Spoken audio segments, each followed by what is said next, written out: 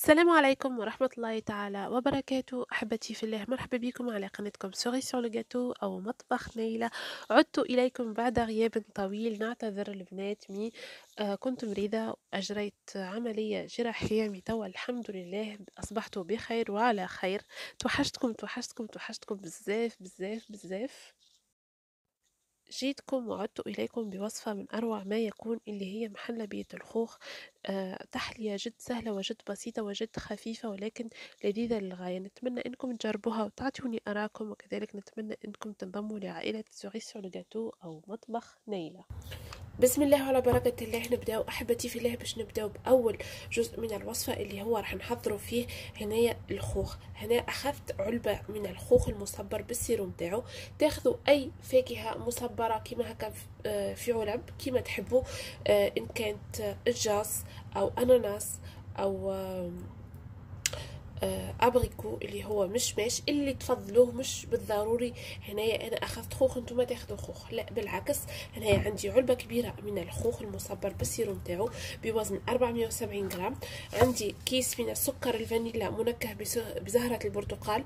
انا هنايا ما عنديش ماء زهر، اذا كان عندكم ماء زهر تاخذوا ملعقه اكل من ماء الزهر وما تستحقوش لهذه. فيك انا ما عنديش خذيت هذه. دونك شنو باش نعمل؟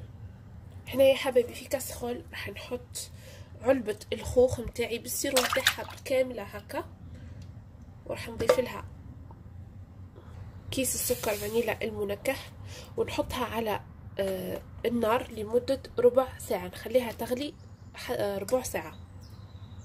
كما شفتوا حبوباتي حطيتها على الغاز، دونك نستنى عليها ربع ساعة ومن بعد نطفي. حبوباتي رجعنا ليه بعد مرور ربع ساعة. كما تشوفوا هنا يغلي، نطفي عليه الغاز ثم نمر نمكسيه او نطحنه. حبوباتي كما قلت لكم هنا باش نمكسيوها راهو بالسيروم تاعو كامل كما راه، من نقصوا فيه حتى حاجة. نضيفوه في الميكسور ونمكسيه ونولي لكم. دونك بنات هنايا بعد ما طحنته ورحيته، ما نخليوش فيه الحبيبات. الخطوة هذه بنات من الضروري انكم تعملوها، انكم تخليو الخليط متاعكم يبرد قبل ما نضيفوا له النشاء، لازم يبرد شويه. دونك بنات هنا كيما تشوفوا انا طحنته مليح، دونك نخليه يبرد شويه ونولي له.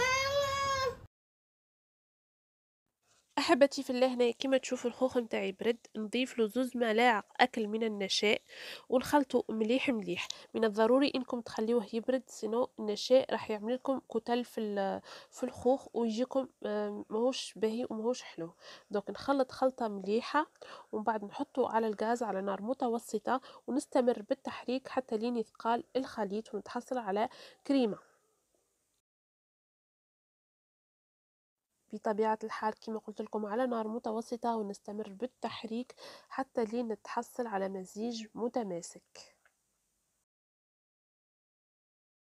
كما شفتوا بنات هنايا قد لي الخليط، دونك نحيه من الغاز ونحطه يبرد جانبا. ثم أخذت ملعقة أكل من السكر، كوب من الكريمة السائلة، ونطلعهم بالباتور حتى لين نتحصل على شونتيي.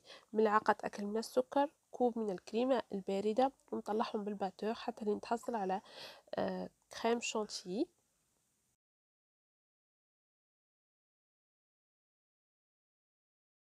من بعد ما تماسكت الكريمة جيدا، نضيف عليها 250 غرام من جبنة المسكربون. تقدروا تعوضوها بالجبنة، أي جبنة عندكم، جبنة كريمية فيلادلفيا أو أي حاجة انتم تحبوها، المهم جبنة كريمية.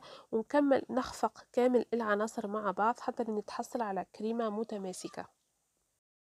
كما شفتوا بنات هنايا كريمة الخوخ أصبحت جاهزة، كريمة الشونتي كذلك والجبنة المسكربون جاهزة. هنا أخذت قليل من الجاتو أو البسكوي اللي عندكم، نحطوه في قاع الكاس، ثم نضيف عليه كريمة الخوخ أو محلبية الخوخ. بنات كما شفتوا في الكريم شانتي ما ضفناش الكثير من السكر، غير ملعقة أكل فقط، لأنه الخوخ كي طيبناه خدمناه بالسيروم تاعو كان محلى ومسكر.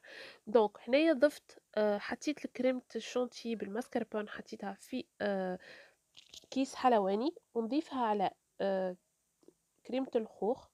وآخر حاجة نضيفها هي كوش أخرى من كريمة الخوخ أو محلبية الخوخ. بالنسبة للتزيين بالنسبة للتزيين كل وحدة وحرة تزين كيما ذوقها هي وعلى ذوقها هي. أنا حطيت حبة كرز مرقدة في السيرو، هذو عملتهم أنا بيدياتي.